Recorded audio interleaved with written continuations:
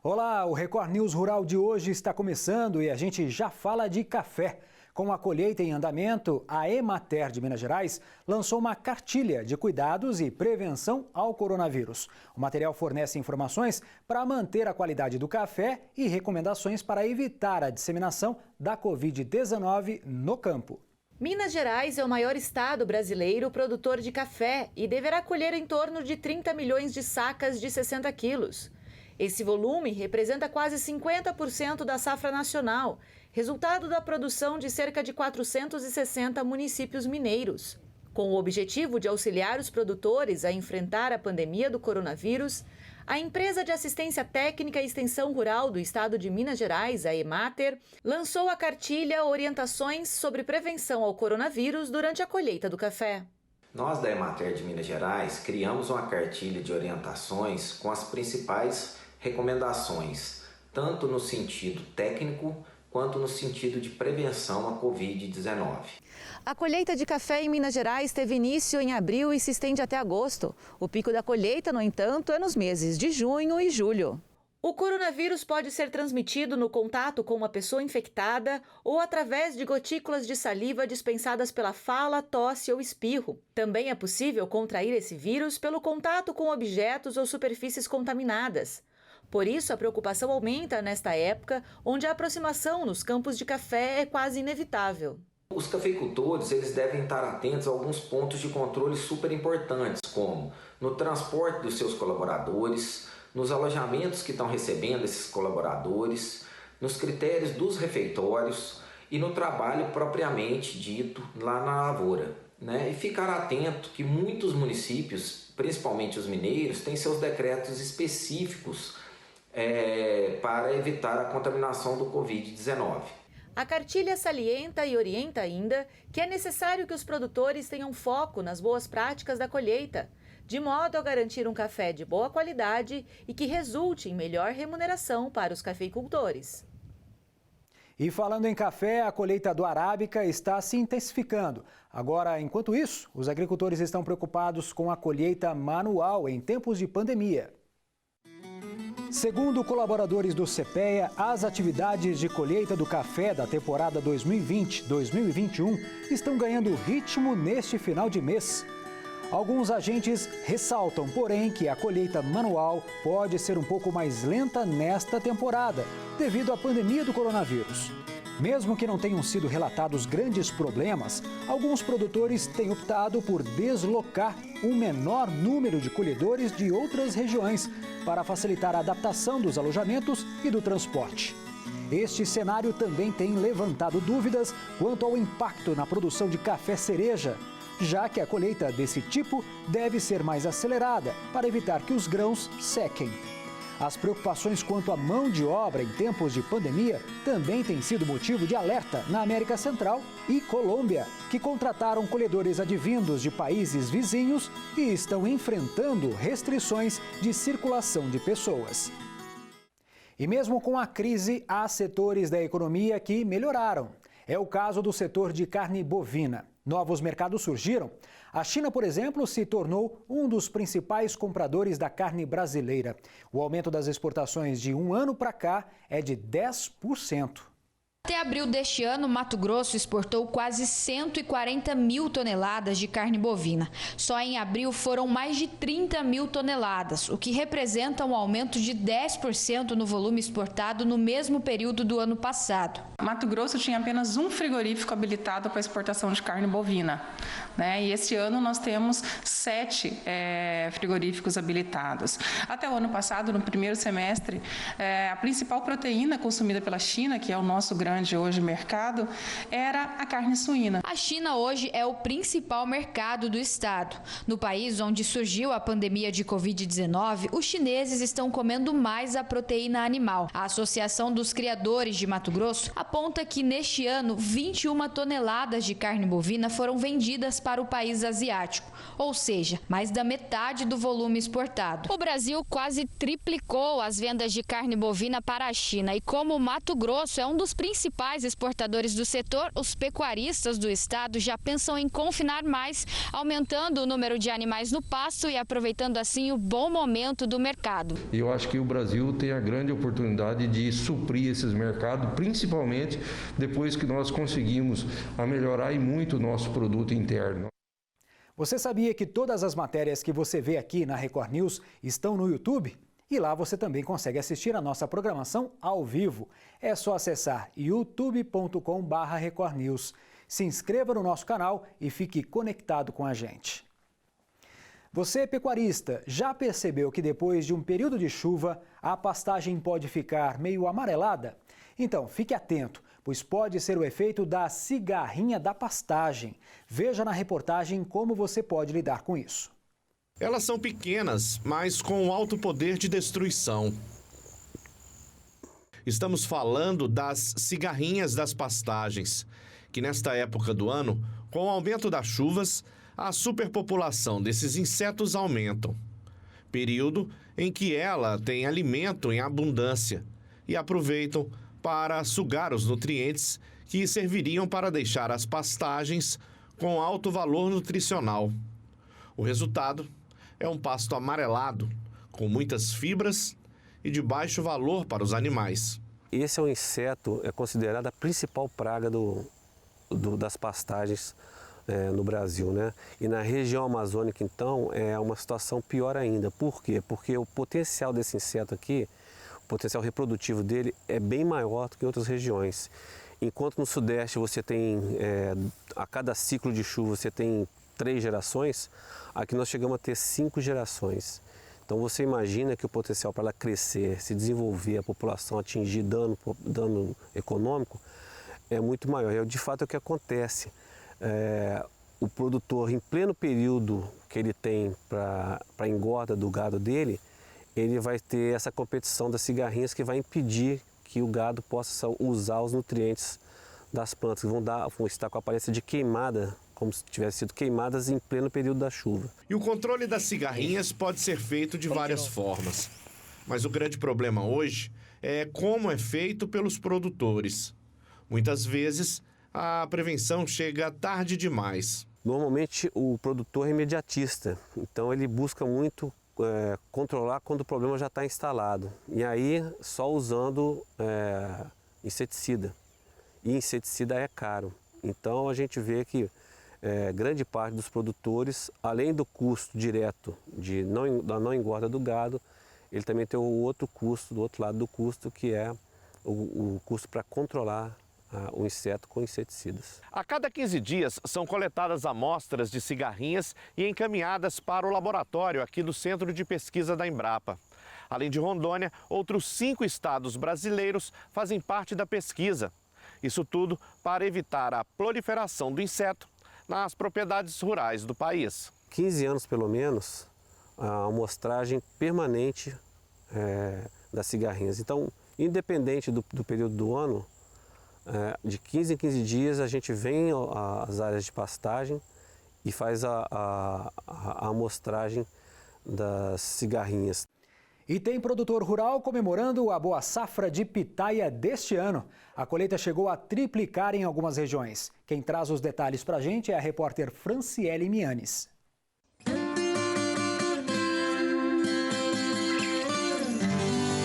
Faz 3 anos que seu Juscelino tem plantação de pitaias. Essa fruta exótica pouco conhecida que oferece inúmeros benefícios à saúde.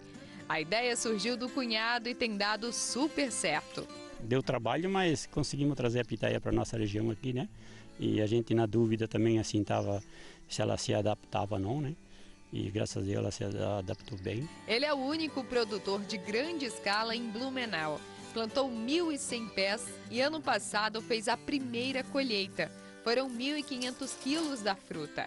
Esse ano o número triplicou, 5.000 quilos. O aumento se dá por conta do amadurecimento da planta. A pitaia a gente considera como uma planta adulta em torno de 5 anos. Você planta ela no primeiro ano, ela até pode produzir alguma coisa, a recomendação é que a gente tire todos os frutos no primeiro ano, e a partir do segundo ano ela vai ter um aumento gradativo de produção até o 5º ano, que nós consideramos já um tamanho e produção de planta adulta, né? E seu Juscelino pretende aumentar a produção. Hoje já são 1.800 pés plantados, mas o objetivo é chegar até 2.500. Por aqui tem pelo menos 8 tipos de pitaia. Tem branca, roxa, amarela, cada uma com seu sabor. A expectativa desse ano é que o lucro da colheita chegue a R$30 mil. Mas esse valor seria muito mais alto nos anos anteriores, quando a produção da fruta pelo estado era menor.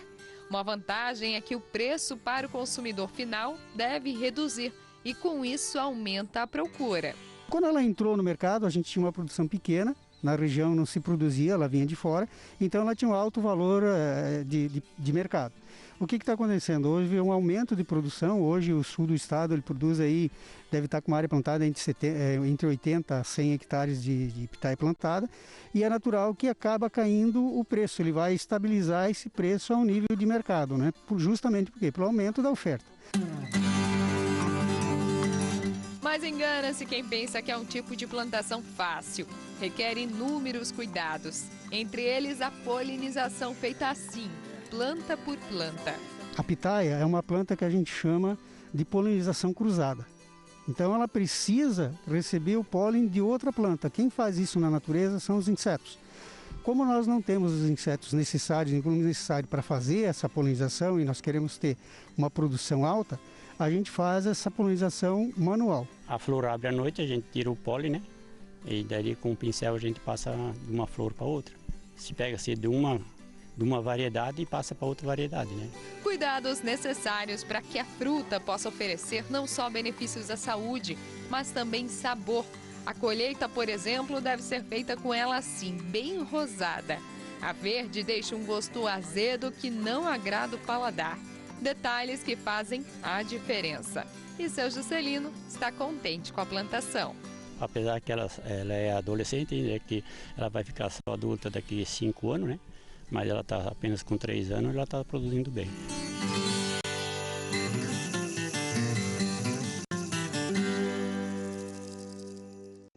E a gente continua falando de coronavírus. É que uma unidade de processamento de frango em Ipumirim, Santa Catarina, se tornou um polo de contaminação da doença.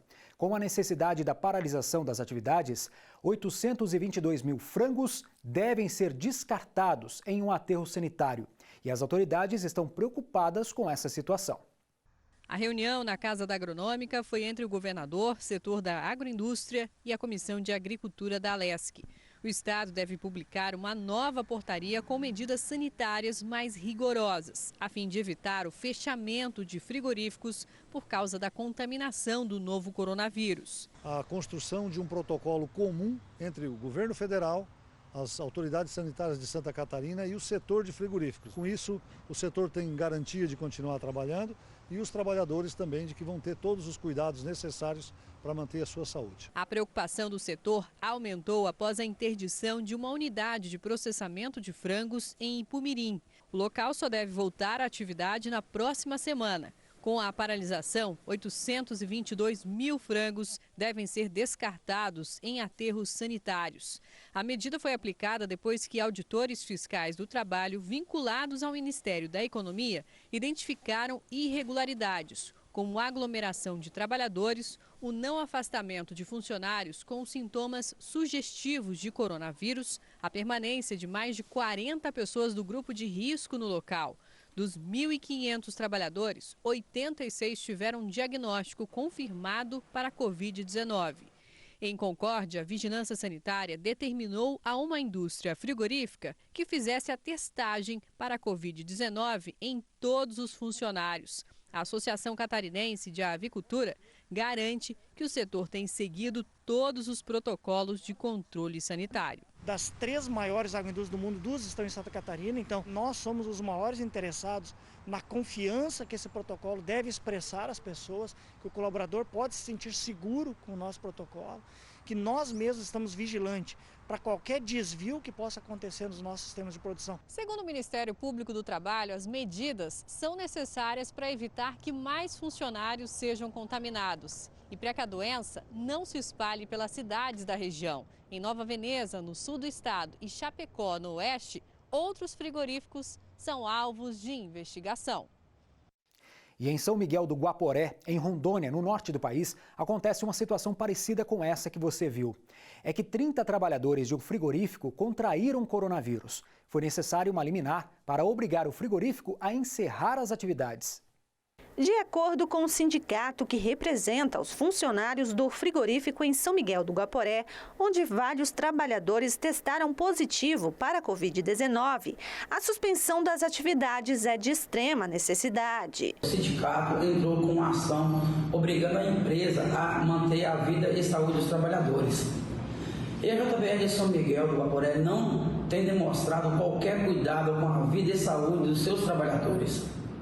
Pedimos à Justiça liminar com o objetivo de guardar a vida e saúde dos trabalhadores e suas famílias. São Miguel do Guaporé teve nesta semana uma explosão do número de casos da doença. Com pouco mais de 23 mil habitantes, a pequena cidade já é uma das mais afetadas pelo coronavírus no interior de Rondônia. Soma mais de 80 casos e 2 mortes. De acordo com o setor de epidemiologia da cidade, mais da metade dos pacientes contraiu a doença dentro do frigorífico. Responsáveis afirmaram que o frigorífico tem seguido o rigoroso protocolo de prevenção contra a Covid-19, orientados pelos órgãos de saúde e de especialistas médicos contratados pela empresa.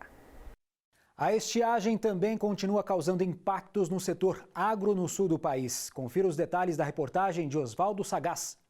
Os impactos do coronavírus começou a trazer prejuízos negativos em Santa Catarina desde o mês passado, principalmente na venda e escoamento de alimentos. Mas o impacto maior no agronegócio ainda é por causa da falta de chuva. Os técnicos do Centro de Socioeconomia e Planejamento Agrícola da Ipagre analisaram o cenário no estado de janeiro até a primeira semana do mês de maio. Segundo o relatório, a produção de aves e suínos teve prejuízo, justamente pela falta de água para a alimentação dos animais. A Covid afetou o mercado, afetou a demanda de produtos, demanda de carnes, demanda de carne suína e carne de frango e, por consequência, afetou também os preços dos produtos. Os produtores independentes suínos chegaram a ter queda de 40% no preço médio em algumas regiões do estado. Na produção de bovinos, o impacto chegou a ser maior. Além da estiagem, houve perda significativa na qualidade da pastagem, o que eleva o custo do produto. A estiagem afetou as pastagens significativamente e isso resulta em menor ganho de peso, no caso do bovino de corte, e menor produção de leite, no caso do bovinocultor de leite. Além de aumento de custo de produção, já que muitos produtores precisam complementar a alimentação desses animais com ração ou silagem. Na soja e no milho, os 4 primeiros meses do ano trouxeram influências no mercado internacional. Na soja, houve queda de 2% na produção e no milho, essa queda foi ainda maior, cerca de 10%. O estado já é um tradicional importador de milho, 4 milhões de toneladas, vai ter que esse ano importar um pouco mais de outros estados e até de fora do Brasil, esse milho para suprir o mercado das agroindústrias, né? O feijão teve um forte consumo, principalmente neste período de pandemia. Com isso, teve aumento no valor da compra do alimento. O mesmo aconteceu com o arroz, onde o mercado varejista está com um consumo acima do normal. Então, essa demanda interna por arroz no mercado varejista está repondo estoques, né, desde o início da pandemia, e os preços se mantêm, apesar da colheita, né, da época de colheita, se mantém fortalecidos num patamar bastante satisfatório, acima de R$50. Mesmo com a queda dos preços, os valores da cebola ainda se mantêm elevados. A oferta do produto, porém, deve aumentar em junho. O início da safra mineira e paulista, somadas à importação europeia, aumentaram a oferta disponível de cebola e pressionaram as cotações.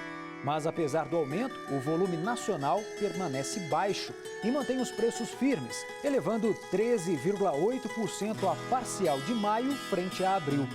A perspectiva é que as cotações se reduzam gradualmente com a intensificação da colheita a partir de junho. O pico de oferta deve acontecer em agosto, quando está prevista maior colheita e comercialização nas praças de São Paulo, em Monte Alto e São José do Rio Pardo, do Cerrado, em Minas Gerais e Goiás e no Nordeste. Para não perder produtos e clientes, feirantes decidiram apostar no drive-thru durante a quarentena. E a ideia vem dando certo. Quase tudo que a Cirlei e o marido vendem na feira é produzido por eles mesmos, no sítio onde moram. Verduras, legumes in natura e processados. Produtos ecologicamente corretos, cultivados sem agrotóxicos. A quarentena prejudicou o negócio e o jeito foi usar a criatividade. No sistema drive-thru, eles têm conseguido manter as vendas. A maioria das pessoas aqui das barracas é a única fonte de renda deles. Certo. Então foi onde que a gente conseguiu fazer isso. Uma maneira de poder voltar a funcionar aos poucos, né? Sim. Conforme a gente pode vamos recomeçando para ver.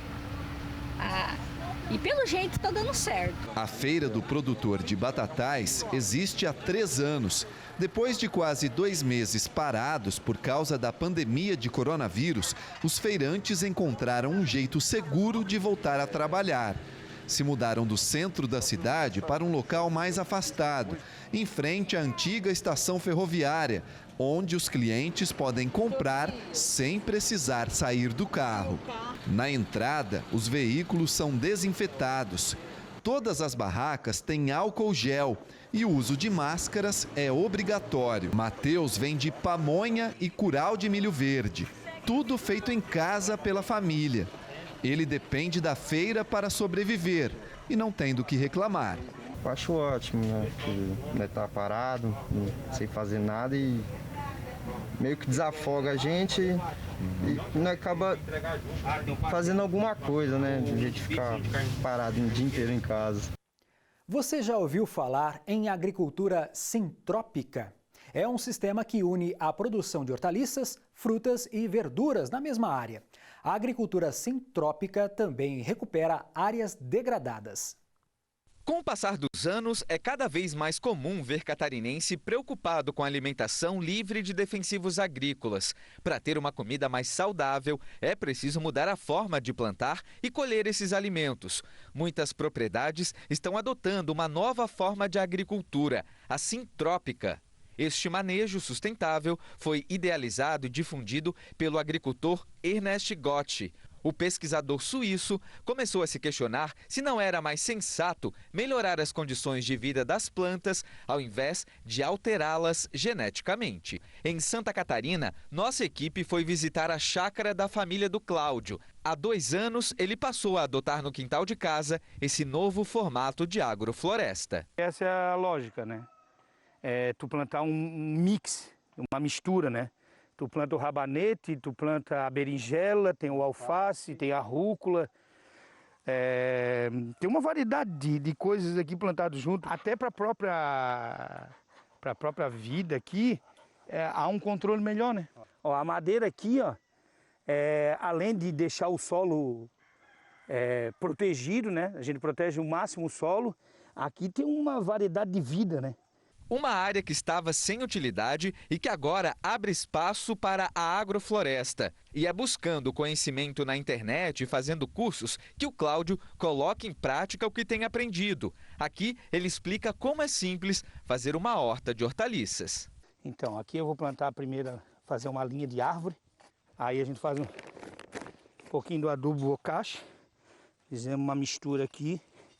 Então a bananeira é plantada dessa maneira assim, ó, bem dizer de cabeça para baixo, porque ela vai formar um gancho. Ela nasce dessa maneira aqui e forma um gancho. E nessa hora que ela vai ter a resistência para segurar o cacho lá em cima. Então, para a gente não se perder aqui, vamos plantar uma jussara junto. Né? Isso aqui é um pé de jabuticaba. E assim sucessivamente, né? Tu planta mais uma banana aqui e depois tu vai ter bastante matéria orgânica para jogar no chão.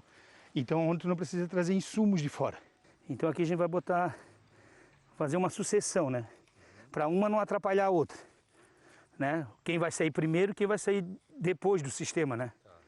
Né? Por exemplo, aqui posso botar uma couve, eu não sei se aqui no meio aqui. Aí ela vai ficar mais tempo no sistema, né? Posso botar um alface em cada ponta para não ser abafado.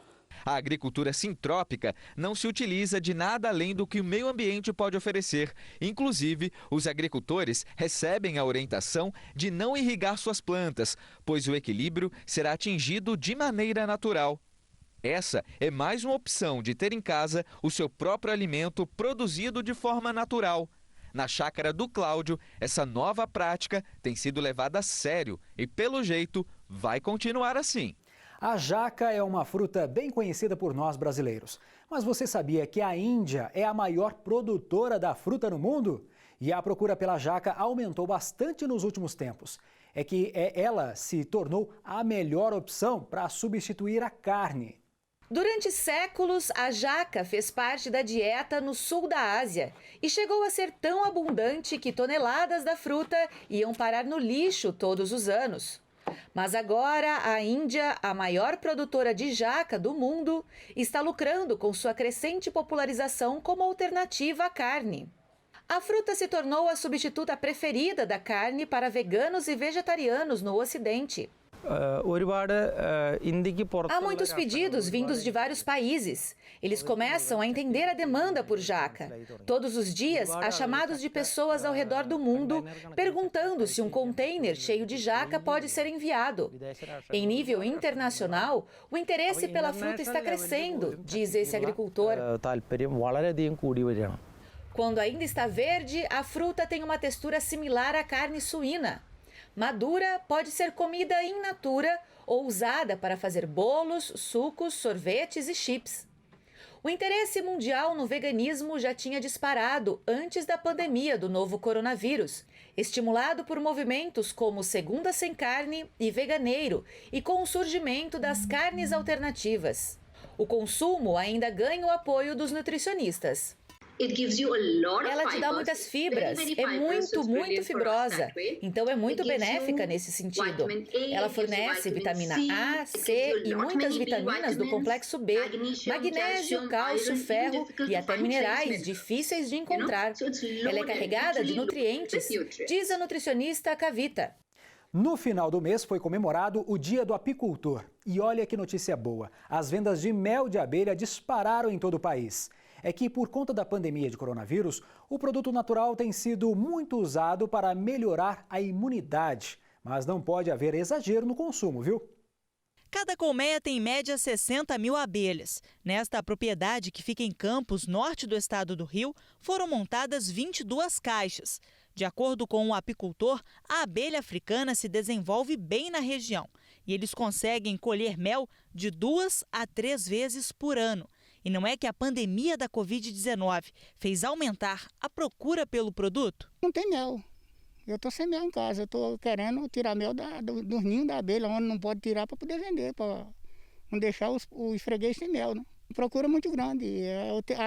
Já que eu tenho um número de colmeia grande, mas não dou conta. O povo que não comprava mel passou a comprar, porque devido à procura, né, a doença aí que está aí, o povo acha que o mel está fazendo alguma coisa, né?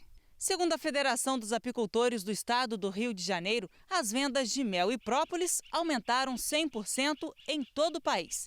Devido à grande procura, à escassez. E o valor pelo litro dos produtos também aumentou. O próprio, antes ele estava sendo vendido a R$180 o quilo, hoje está até 400 e ninguém tem. E o mel era 25, hoje está 40. A Alessandra é uma dessas consumidoras que tem utilizado mais o mel no preparo dos alimentos. A pedagoga tinha o hábito de fazer as refeições fora de casa, mas como está em sistema home office, faz questão de preparar a comida de forma mais saudável. E o mel dá um sabor especial nos pratos. Eu adotei o mel como meu queridinho na pandemia. Tenho usado muito. Tenho usado diariamente, não muita quantidade, porque muita quantidade de mel também, né, engorda. Eu tenho usado uma quantidade maior do que eu usava antes, tenho usado diariamente. Esta nutricionista explica que o mel pode ser usado como adoçante natural. O produto tem muitos benefícios. O seu uso, ao longo de anos, ele vem sendo pesquisado cientificamente com algumas comprovações. Que ele poderia ser antifúngico, antibacteriano, expectorante, auxiliar no nosso trato intestinal, facilitando o trânsito intestinal para pessoas que têm constipação, e outras evidências têm surgido também dos seus substratos, assim como o extrato de própolis, como própolis alcoólico, própolis sem álcool. Existem muitos benefícios no consumo do mel. Mas nada de exagerar na dose, porque o mel também pode engordar. Ele tem quase a mesma quantidade de calorias que o açúcar branco. Uma colher de açúcar tem cerca de 60 calorias. A mesma medida de mel, 55. É importante frisar que pacientes diabéticos não devem consumir mel sem orientação de nutricionista e crianças menores de 1 ano também não devem consumir o mel. Porém, para as outras pessoas o consumo é liberado e seria benéfico no nosso dia a dia. Com a chegada de frio, aumenta a procura por pinhão nas feiras e mercearias. O problema é que o preço não está muito atrativo este ano. São árvores grandiosas, levam anos para chegar a esse tamanho. A araucária é símbolo do Paraná e é protegida por leis ambientais, comum de se ver nos 3 estados no sul do país. O fruto é diferente. As sementes que brotam em pinhas viram pratos típicos, tudo à base de pinhão. Aqui no sul do país é só dar uma esfriadinha que ele já aparece no supermercado e também na casa de muita gente. O pinhão geralmente é motivo de várias reuniões entre amigos e também em família, que nesse período de pandemia vai ficar um pouco complicado. Isso tudo até evita uma confusão bem comum envolvendo esse alimento. Pinhão na chapa ou cozido? Como eu não tenho fogão a lenha em casa, eu como ele cozido, mas quando a gente vai pro sítio, algum amigo nosso, a gente faz na chapa. Os dois são bons. Eu sou da chapa. Parece que fica com mais, o gosto é melhor. Manter esse hábito pode ficar cada vez mais difícil. No supermercado, o preço subiu. O quilo está pelo menos R$ 2,00 mais caro que no ano passado. A produção do pinhão ele vem diminuindo e com a diminuição da produção, automaticamente ele tem uma elevação do preço. A produção no campo diminuiu porque com o tempo as árvores estão desaparecendo. Para manter o sabor, tradição e cultura, é preciso cuidar da natureza. Mas a gente tem percebido que a tendência do pinhão, talvez no futuro, é a produção ser cada vez menor e quem sabe, segundo as previsões dos especialistas produtores, talvez daqui 15, 20 anos não tenhamos mais pinhão para ser consumido para nós brasileiros. Chegou a hora da nossa receita do dia. Que tal uma maminha na cerveja preta com batatas rústicas, hein? Parece uma delícia, hein? Essa foi a dica do chefe Everaldo Molina para hoje. Confira!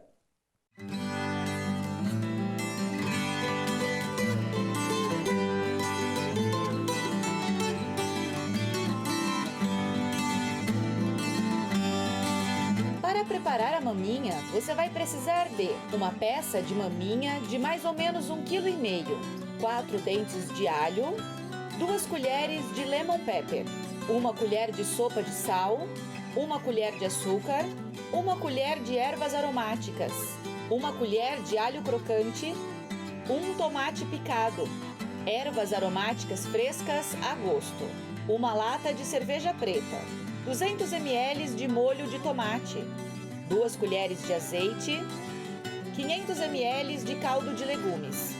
Para o acompanhamento de batatas rústicas, 8 batatas cortadas em 4 partes, 1 colher de sopa de alecrim e 1 colher de sopa de manteiga. Dando início ao processo de cocção, como as batatas demoram um tempo maior do que a maminha, a gente inicia por ela. O caldo já está aquecido, já está com leve toque de sal, não muito porque a manteiga já contém sal. E a gente vai deixar ela então no seu processo. E logo em seguida entramos com a maminha. Dando início ao processo de cocção da maminha, a gente vai iniciar pelo azeite, logo em seguida e já em seguida com o alho. Para evitar que o alho queime, a gente já vai acrescer a nossa peça. A gente vai selar bem a carne pelos 4 cantos. Dessa forma, a gente impede que o suco da carne saia. Acrescendo o sal, somente depois de selado os 4 cantos, porque o iodo do sal fura a carne.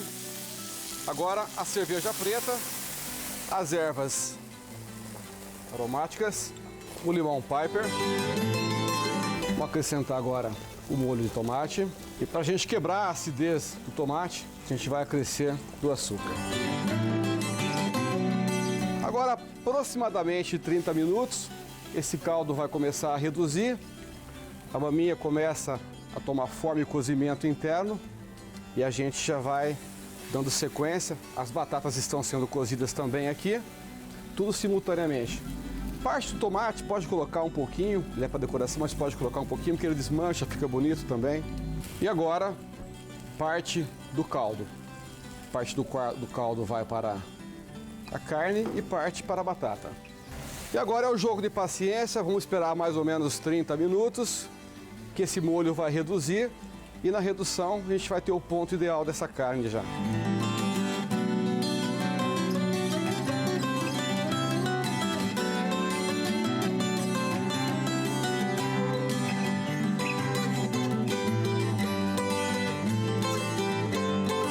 As batatas já estão prontas, a gente vai arrancar ela do processo de cozimento.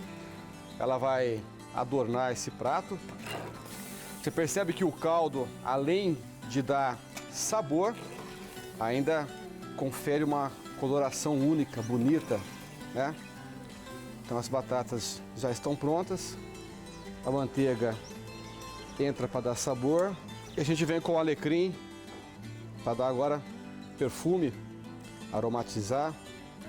E quanto mais fresco, mais gostoso. Percebe que a carne está no ponto, o molho denso, bem apurado, todo o álcool da cerveja volatilizou com o calor e a gente já vai colocar ela para a tábua e para o corte.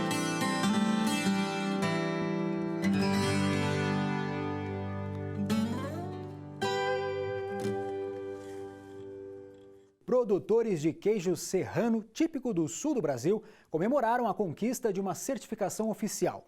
O selo de indicação geográfica valoriza o produto feito de forma artesanal nas serras gaúchas e também catarinense. A produção começa cedinho com a ordenha das vacas. Os animais são escolhidos de acordo com a tradição local. O gado, que faz parte do processo, ele é um rebanho, vamos dizer assim, de corte, né? Ele não é um gado de leite, então ele dá um leite, um teor de gordura mais elevado. O queijo serrano é feito em pequenas propriedades rurais, que seguem uma série de normas de higiene e de saúde dos animais. Da ordenha, o leite vai direto para a queijaria. O queijo serrano, ele não tem muito mistério, certo? É a simplicidade realmente. O que se adiciona nesse queijo? Somente leite, coalho e sal. Depois de 3 anos de análise e uma série de exigências, o Instituto Nacional de Propriedade Industrial reconheceu a indicação geográfica do queijo artesanal serrano. A medida beneficia mais de 2.000 produtores da região conhecida como Campos de Cima da Serra, que abrange 18 municípios de Santa Catarina e 16 do Rio Grande do Sul. A concessão do selo de indicação geográfica na modalidade denominação de origem é um reconhecimento de que o queijo tem características únicas. Fatores como clima, vegetação, o tipo de animais e principalmente o processo produtivo garantem um sabor diferenciado. É uma tradição que passa de geração a geração e já dura mais de 200 anos. Essas condições reunidas, elas dificilmente poderiam ser reproduzidas em outro local. Os tempos de informalidade ficaram para trás. Há 3 anos, uma lei estadual regularizou a venda em feiras e mercados. Agora, o selo de indicação geográfica enche de orgulho os produtores desse queijo, que não perde a identidade. Representa valorização do produto e também começa a ter uma grande demanda desse produto. Porque se tem indicação geográfica, tem notoriedade e tem qualidade do produto. O período da quarentena não está muito legal, não está muito fácil não, né? Algumas pessoas estão tentando passar o tempo com algum hobby, colocando as leituras em dia, por exemplo. E outras simplesmente decidiram plantar frutas e começar uma horta. O problema é quando não se tem espaço. Mas teve gente que conseguiu adaptar até mesmo a própria laje para colocar essa ideia em prática. É o que você vai ver agora na reportagem. Imagine você poder colher frutas fresquinhas dentro de casa. Aqui eu tenho limão, eu tenho laranja. E se engana quem acha que precisa ter muito espaço para plantar essas árvores. Mesmo você morando em apartamento, tem plenas condições de você ter uma frutífera e você cuidar dela. E ela, por incrível que pareça, vai dar frutos também, mesmo estando no vaso, né? Dá até para adaptar a laje do apartamento para cuidar das plantas, como fez esse paulistano, que tem o privilégio de cultivar morangos em casa. Mas no início, ele precisou ter paciência. Ele passou uns 3, 4 meses sem mudar de tamanho, sem nada, e de repente ele deu um espichão e já deu morango umas 2 ou 3 vezes dentro de um ano. Numa época como essa de pandemia, em que as pessoas não conseguem sair, ter o prazer de consumir uma fruta produzida dentro da sua própria casa é uma ótima alternativa e, principalmente, faz bem para a saúde mental. A psicóloga Carla Montelli fala do benefício da arte de cuidar de uma planta para amenizar essa fase de isolamento. A pandemia nos está dando a oportunidade de a gente testar muita coisa. E para quem gosta, essa normalmente é uma fonte de prazer muito boa. Para os mais ansiosos, é uma excelente terapia. E uma coisa muito boa do cultivo de plantas em si é que normalmente a pessoa com muita ansiedade, ela tem um grau de perfeccionismo. E no cultivo de plantas, esse perfeccionismo a gente dá à natureza. Então, assim, por mais que você não plante exatamente perfeito, vai nascer a planta bonita, ela vai ter aquela beleza toda. Mesmo depois da quarentena, é um hábito que veio para ficar. Tanto que o Emerson criou até um grupo nas redes sociais das pessoas que amam ter frutas em casa. E o grupo ele tem pouco tempo que foi criado e todos os dias entra mais de 3 a 5 mil pessoas por dia. Hoje ele já está com, em média, aí, 65 mil pessoas. Mas será que não dá pena de comer, não? Tem que comer para experimentar, ver como é que está o sabor, mas eu tenho pena. A minha esposa não, ela come mesmo. O pé de limão mesmo, que ele lota de limão, ela faz suco, ela faz muita coisa. Mas... De jeito nenhum, eu tenho gosto em comer o que eu planto. Eu fico feliz quando as coisas ficam finalmente prontas para conseguir comer e começar de novo o ciclo. Saboreando ou só admirando, o importante é ter a sensação de trazer um pouquinho da natureza para dentro de casa. O clima frio enfraqueceu as vendas de laranja no estado de São Paulo. A elevada oferta também segue pressionando as cotações. Devido ao clima frio em São Paulo, as vendas de laranja de mesa enfraqueceram na semana passada.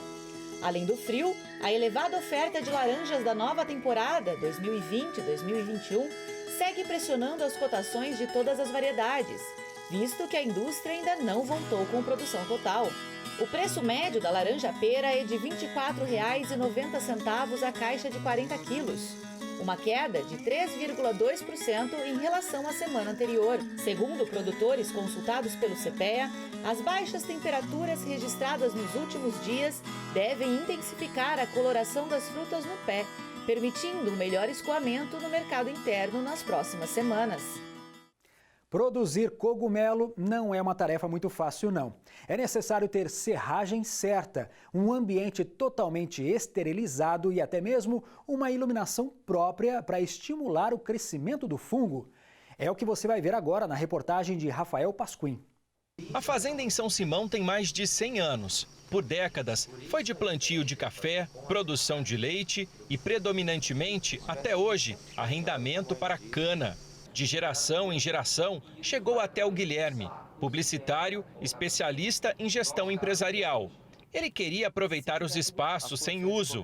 Vegetariano há 6 anos, uniu o útil ao agradável e escolheu o cultivo de cogumelo.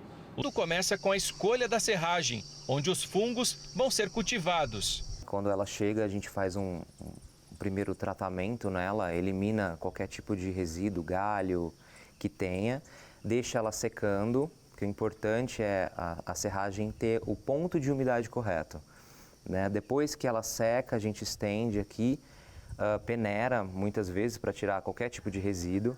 Blocos prontos é o momento da inoculação ou plantio das sementes. Isso depois que o substrato passou por um processo de pasteurização a 95 graus. Tudo é feito em ambiente rigorosamente esterilizado, o que garante um produto livre de qualquer contaminação. Depois do plantio, os sacos são trazidos para essa outra sala. É como se fosse o berçário dos cogumelos. Aqui eles vão descansar por um período de 20 a 30 dias. Depois disso, eles começam a dar alguns sinais de que é hora de deixar a proteção e frutificar. A gente abaixa a temperatura e aí eles começam a pinar.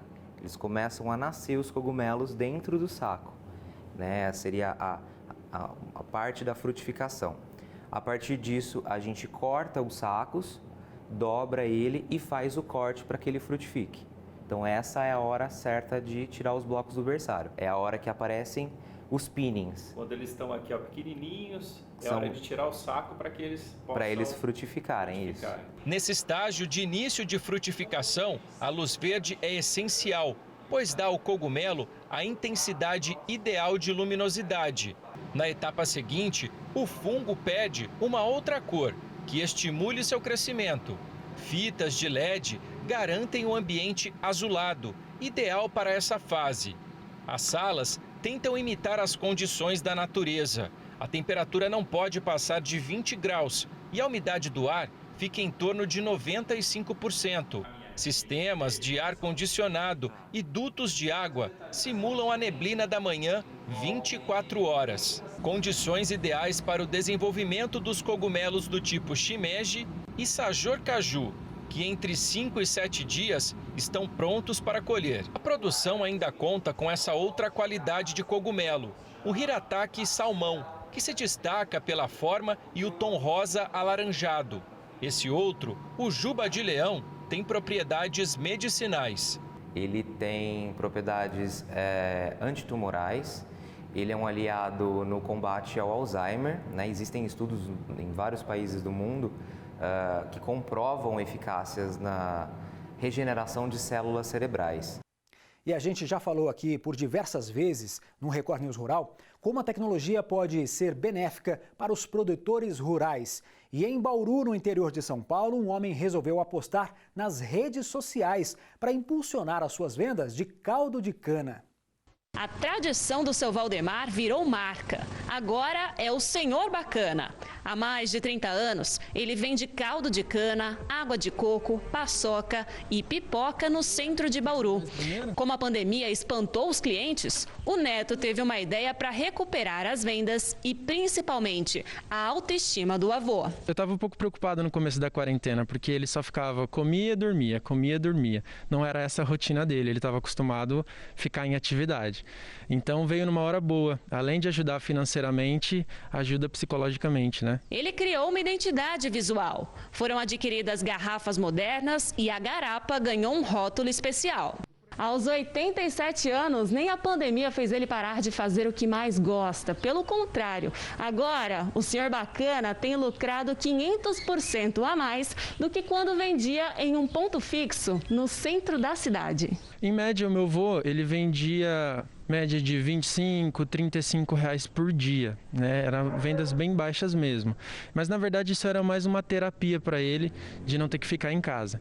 Hoje, de acordo com o que a gente está fazendo, com as divulgações e tudo mais, ele está vendendo média de 350, 450 por dia. Aumentou muito e ele está muito feliz. Cada garrafa custa R$12 e a taxa de entrega é de R$3. E quem administra o dinheiro é a matriarca da família, a senhora Bacana, de 85 anos. O Neto começou fazendo delivery, mas precisou contratar um entregador para dar conta de tanto pedido. Eu com a minha moto, comecei a fazer as entregas e no começo era pouco, na primeira semana eram poucos pedidos. Mas conforme a gente foi divulgando com influenciadores digitais, os pedidos foram crescendo tanto que hoje a gente já tem até o segundo motoqueiro à disposição para a gente fazer as entregas, porque realmente cresceu muito. O Record News Rural de hoje está terminando. Muito obrigado pela sua companhia. Até a próxima. Tchau.